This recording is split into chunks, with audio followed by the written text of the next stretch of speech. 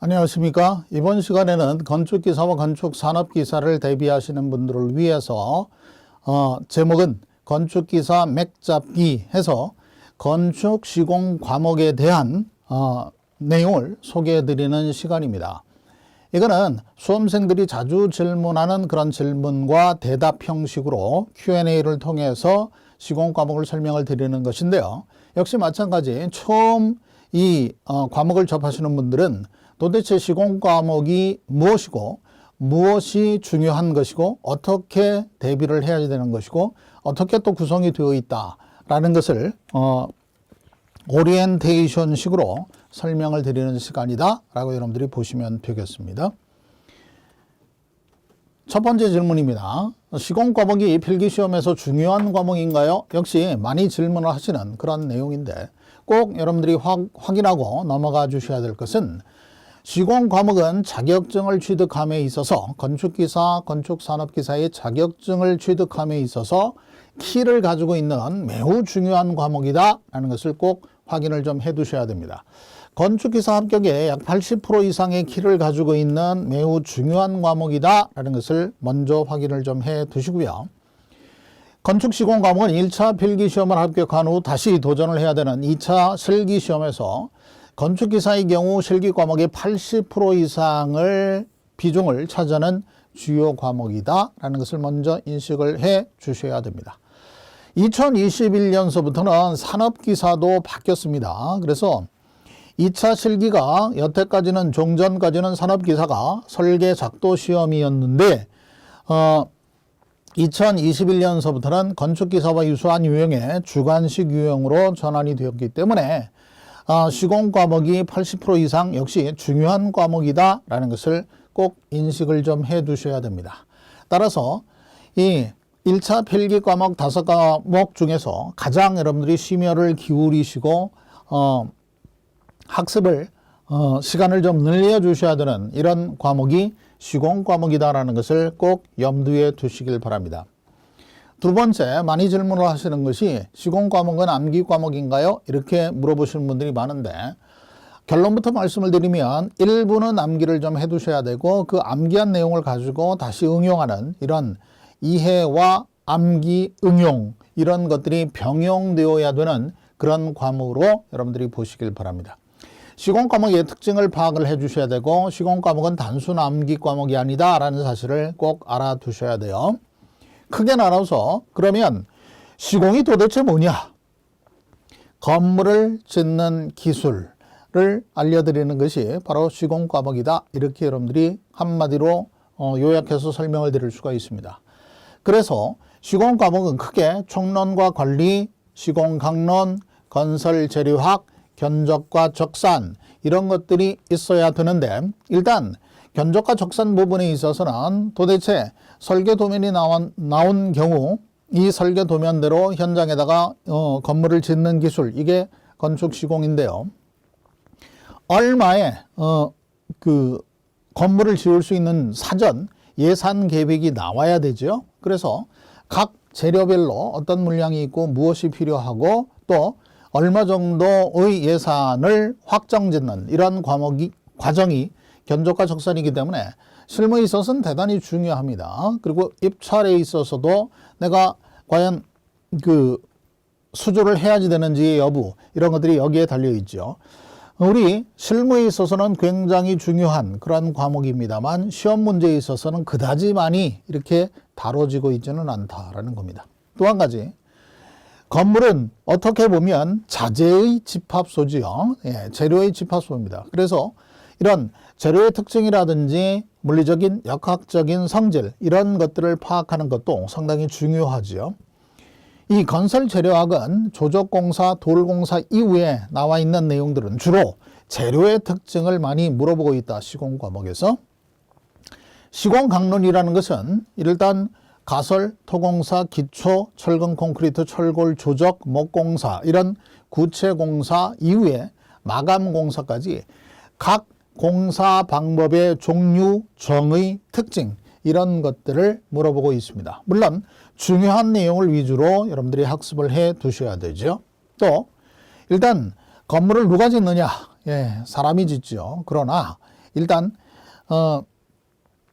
얼마에 건물을 지을 수 있겠느냐? 원가 관리를 해줘야 되고 어떤 기간 동안 우리가 건물을 지어야 되느냐? 공정 관리를 해야 되고 건축주의 요구 품질에 따라서 건축주가 사용해 달라는 자재를 그대로 사용을 해 주어야 되기 때문에 건축주의 요구 품질을 만족하면서 안전하게 노무관리, 정보관리, 계약관리, 크레임 관리 이런 것들을 해가면서 해 주어야 되기 때문에 총론과 관리 부분에 대한 것들도 시공에서 다룬다.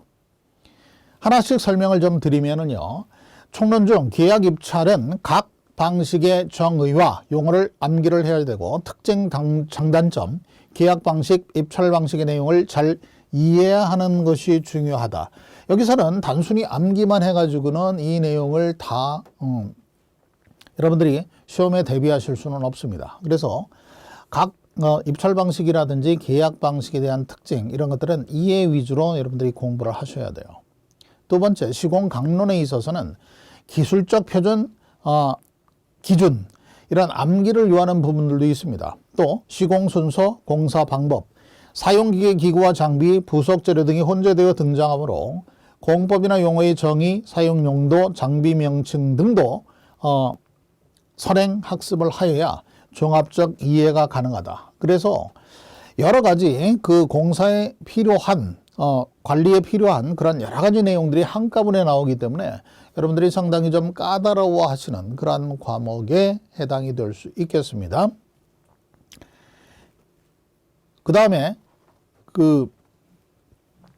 건설 재료학에 관련된 그런 내용인데 이 재료학은 조적공사 이후 석재료부터 건설공사에 사용되는 재료의 물리적, 역학적 특징을 이해하고 학습한 후 문제를 풀어보아야 합니다.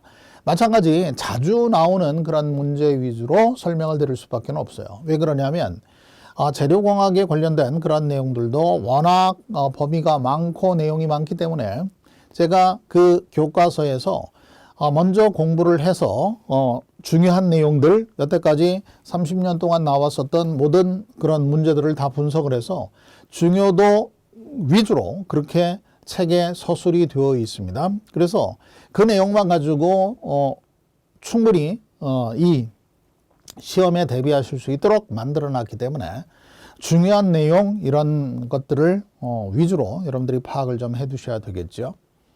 견적 적사는 견적의 종류, 공사비 구성 항목, 할증률 등의 암기가 선행되어야 되고 적산 기준과 방식에 따른 최소한의 산정 방법과 공식을 숙지하고 있어야 수량 물량을 산정하고 문제풀이가 가능하다. 이렇게 되어 있는데 여기서 견적 적산에서 이런 일부 공식, 산정 방식 이런 부분에 대한 것들이 좀 나옵니다.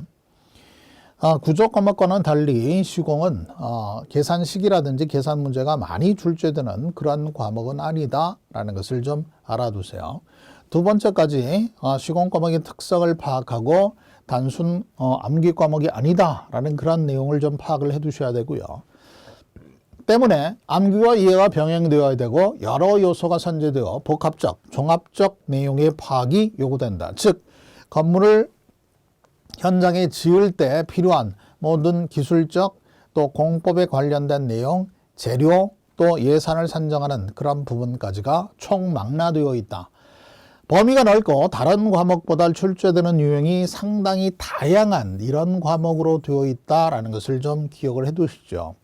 또 한 가지 최근에 와가지고는요, 이 시공 과목이 산업기사도 그렇고 건축기사도 그렇고 문제가 새롭게 출제되는 문제들이 대단히 많기 때문에요. 상당히 까다로운 과목이다라는 것을 여러분들이 염두에 두셔야 됩니다. 그러나 2차 실기에서는 꼭 필요한 그런 필수적인 그런 절대적인 과목이다라는 것을 확인을 좀 해 두시죠. 세 번째 질문입니다. 어떻게 학습하는 것이 가장 효율적으로 우리가 대비를 하는 겁니까? 이렇게 되어 있는데 일단 문제 출제 유형과 자주 출제되는 주요 부분을 먼저 파악을 해 주셔야죠. 그래서 문제를 출제되는 유형 또 자주 출제되는 주요 부분 이거를 먼저 파악을 해 두셔야 됩니다. 그래서 첫 번째 시공 필기 시험에서의 대표적인 출제 유형인데요. 문제의 질문 형식은 진위형 문제가 대부분이다. 옳은 것을 물어보는 거, 틀린 것을 물어보는 거, 관계없는 것을 물어보는 거, 또 가장 관계가 많은 것을 물어보는 이런 시험 문제의 유형이 대표적이다라고 이렇게 보시고요. 최근 2문제 이상 출제가 되는 그런 내용이 용어의 정의 설명하는 이런 문제인데요. 너무 용어가 많기 때문에 다 제가 설명을 드릴 수는 없고요. 총론 부분에 한정되어서 설명을 드리자면 공동도급의 정의라든지 CM의 정의, 턴키의 정의 이런 것들이 있고 거기에 대한 장단점 이런 것들을 좀 물어봅니다. 또 최근에 와서 이런 관리 부분과 관련되어서 밸류 엔지니어링의 정의라든지 EC화의 정의라든지 그 다음에 LCC의 정의, 또 입찰에 있어가지고는 부대 입찰제, 그 다음에 대한 입찰제 이런 것들에 대한 정의 이런 것들이 좀 많이 출제가 되고요. 아까 말씀을 안 드렸었던 그런 것 이외에도 이런 용어에 관련된 그런 내용들이 최근에 굉장히 자주 언급이 된다. 20문제 중에서 최소 2문제 이상은 용어에 관련된 그런 문제가 출제가 된다. 또 공법이라든지 계약의 특징, 장단점을 물어보는 이런 문제가 있는데 역시 최근 2문제 이상은 용어가 나온다. 2문제 이상은 특징, 장단점을 물어보는 이런 문제들이 출제가 된다. 조금 이따가 소개를 해드리겠습니다만 기술적 기준, 규정, 규격을 질문하는 이런 시방서나 KS 규격을 질문하는 이런 문제들도 등장을 하고 있고요. 시공 순서, 절차, 과정의 순서를 질문하는 이런 문제들이 대표적인 그런 유형이며 기타, 장비, 기계의 명칭, 용도, 종류, 요소, 항목, 산정식 이런 것들 중 다양하게 이렇게 되어 있는데 1, 2, 3, 4에 관련된 그런 내용의 유형들이 대표적인 유형이다라고 여러분들이 생각을 해 두시면 되겠습니다. 어떻게 학습하는 것이 가장 효율적인가? 문제 출제 유형과 자주 출제되는 주요 부분을 먼저 파악을 해야지 되겠죠. 그래서 출제 경향, 비율, 출제 중요도를 먼저 파악을 해 두시고 거기에 맞춰서 여러분들이 분류를 좀 해 두셔야 됩니다. 시공 출제 경향은요. 이렇게 총론 및 관리 1장입니다. 건축기사는 15.3%, 산업기사는 14.3%, 10년간 이렇게 출제 빈도예요. 그리고 가설 및 지반조사는 6.7%, 8%, 토공사, 기초공사 7.7, 6.7, 4장 철근 콘크리트가 역시 제일 중요한 그런 내용으로 되어 있는데 23.7, 26% 이렇게 되어 있죠. 철근 콘크리트가 거의 25% 이상을 점유하고 있다는 거 꼭 기억해 두시고요. 그 다음에 철골이 6.7, 4.3, 그 다음에 조적공사가 6%, 6.7, 목공사가 7%. 목공사는 산업기사에서 오히려 출제 비중이 높다라는 것을 좀 기억을 해 두시길 바랍니다. 표가 좀 작게 이렇게 좀 화면에 나와 있는데 나중에 좀 확대해서 보시길 바라고요. 이렇게 목공사까지가 우리가 뭐라고 부르냐면 구체공사다 이렇게 부르거든요. 그래서 이렇게 구체공사까지 시험 문제에서 역시 65% 이상이 여기서 출제된다 이렇게 여러분들이 보시고요. 조적공사 이후에 나와 있는 내용들은 주로 재료의 특징을 많이 물어보고 있다. 그 이후에 나와 있는 그런 공사 중에서는 방수공사, 미장, 그 다음에 커튼홀, 칠공사 이런 4가지가 상당히 중요하다. 이렇게 여러분들이 파악을 좀 해두시죠. 개략적으로 중요한 단원이 뭐고 또 집중적으로 공부를 학습을 해두셔야 되는 중요한 내용 중에 핵심이 바로 철근 콘크리트 굉장히 중요하다라는 것을 좀 알아두시고 구조체 공사까지가 65% 이상의 출제 확률을 보이기 때문에 앞부분이 훨씬 더 중요하다. 이렇게 파악을 좀 하고 넘어가 주시길 바랍니다. 이 내용을 제일 많이 물어보죠. 여기에 이렇게 두꺼운 책들을 다 학습을 해야 됩니까? 이렇게 물어보시는데 역시 자주 나오는 출제 내용, 강의 시간에 강조하는 자주 나오는 출제 내용, 강의 시간에 이거는 굉장히 중요하고 많이 나왔습니다. 하나는 이런 부분 위주로 학습을 하고 그런 다음에 문제 위주로 학습을 해야지 이론 위주로 학습을 하다 보면 시험 문제 대비 기간이 늘어날 수밖에는 없다라는 것을 좀 기억해 두세요. 그래서 최근 자주 출제되는 부분 주요 단원에 집중을 해라. 문제 유형을 파악하고 새로운 문제에 대비해서 내용 학습도 병행을 해 주셔야 되는데 앞서 서두에도 잠깐 말씀을 드렸습니다만 최근에 와가지고는 이 건축기사 같은 경우에는요. 건축기사 같은 경우에는 최근에 보통 5문항 정도 이상이 5문항 정도가 새롭게 출제되거나 기존 문제를 응용한 이런 문제들이 꾸준히 출제가 되고 있고요. 산업기사가 요즘에 더 어렵게 나오는데요. 건축 산업기사 같은 경우에는 약 6문항 정도, 7문항 정도가 새롭게 완전히 출제가 되거나 기존 문제를 약간 응용해서 출제되는 이런 문제들이 많아요. 따라서 기출 문제를 그대로 풀어보는 것은 기본적으로 중요합니다만 기출문제 위주로 학습을 해야지 되지만 기출문제만 해가지고는 요즘에는 대비가 완벽하게 될 수가 없다. 새로운 시험 문제에 대한 것들도 꼭 여러분들이 염두에 좀 두셔야 돼요. 따라서 예전에는 그 문제만 풀어보고 바로 그냥 가서 우리 필기시험을 보셨는데요. 요즘에는 그러한 학습 방법은 별로 바람직하지 않다라는 것을 일단 알아두시고요. 최근에 이렇게 많은 문제들이 새로운 문제들이 출제가 된다. 여기서 뭐 7문항이라고 했습니다만 이상입니다. 5문항 이상, 7문항 이상 정도가 새롭게 출제되는 부분이다 라고 이렇게 보시고 역시 주요 단원 위주로 학습을 하시되 기출문제만 풀어본다라고 시험 문제 대비가 되는 것은 아니다. 왜냐하면 시공 과목은 2차 실기에서 절대적으로 중요한 그런 과목이기 때문에 잘 대비를 좀 해두실 필요성이 있다는 거 꼭 기억해 두시길 바랍니다. 자주 출제되는 유형별 문제를 보여줄 수 있나요? 이렇게 물어보시는 분들이 많은데 자주 출제되는 유형별 문제와 특징, 학습 방법을 제시합니다.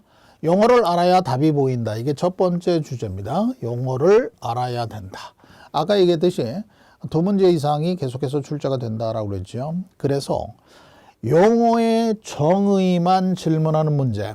이렇게 아까 30년간 나왔었던 모든 문제를 다 분석을 해놨다고 그랬습니다. 그래서 분석을 해봤더니 용어의 정의만 질문을 하는 이런 문제도 있고 용어와 특성을 동시에 알아야 하는 이런 문제도 있고 또한 용어와 특성 그리고 시방서 규정까지 동시에 질문하는 이런 큰 3가지 유형이 있다라는 것을 확인을 좀 해 두셔야 되겠습니다. 따라서 요 강의 끝나고 다음번 강의에서는 주로 문제, 자주 출제되는 유형과 문제를 통해서 어떻게 학습을 해 두셔야 되는지에 대한 그런 내용들을 동시에 진행을 해 드리기로 하겠습니다.